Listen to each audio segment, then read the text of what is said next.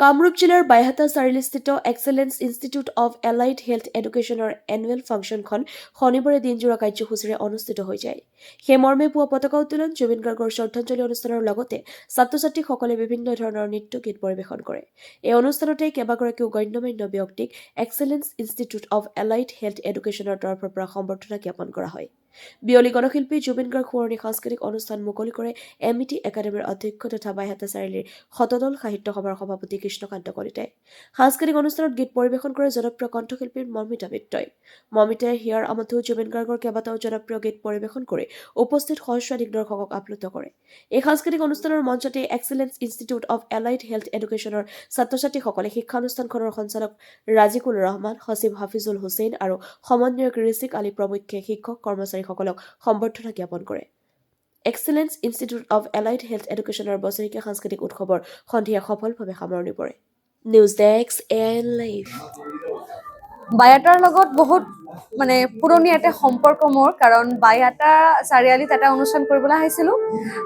তেতিয়াৰ পৰাই মানুহে এইফালে গুৱাহাটীৰ ফালে মানুহে মোক বেছিকে চিনি পাইছে। আৰু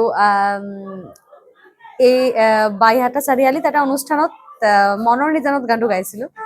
আৰু সেইদিনা এই ভিডিঅ'টো বহুত ভিউজ গৈছে আৰু সেইটো জুবিন দা তাতে গৈছিলে। সেই ভিডিঅ'টোৰ পৰা টাৰ্ণিং পইণ্ট এটা আহিছে লাইফত। গতিকে বাইহাটা চাৰিআলিত অনুষ্ঠান কৰিবলৈ আকৌ আহিছোঁ, সেই দিনবিলাক মনত পৰিছে। গোটেইকেইটা ঠিকে আছে আৰু আমি লাহে লাহেকে আমাৰ স্বাভাৱিক জীৱন যাপনত আমি আকৌ উভতি আহি আছোঁ। কিন্তু মাজৰ পৰা অকল এটাই দুখ যে জুবিন দা নাই বুলি। গতিকে জুবিন দা নাই,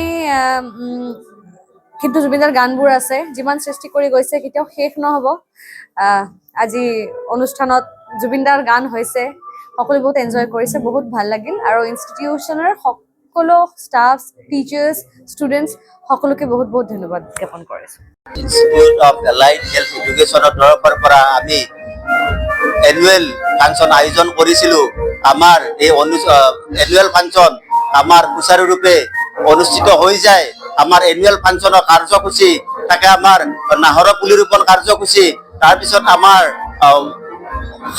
বিভিন্ন সাংস্কৃতিক অনুষ্ঠানৰ লগতে আমাৰ জুবিন গাৰ্গ সোঁৱৰণী সাংস্কৃতিক অনুষ্ঠানৰ আমি বিশেষ আকৰ্ষণ হিচাপে আমি ৰাখিছিলোঁ মৰ্মিতা বাইদেউ সুন্দৰভাৱে আমাৰ এক্সিলেন্স মঞ্চত গীত পৰিৱেশন কৰে। আৰু আমি সমূহ ৰাইজৰ যি সহায় সহযোগিতা পালোঁ, তাৰ কাৰণে আমি সমূহ ৰাইজক ধন্যবাদ জ্ঞাপন কৰিছোঁ। যিকোনো খবৰ বিজ্ঞাপনৰ বাবে যোগাযোগ কৰক 7896121996।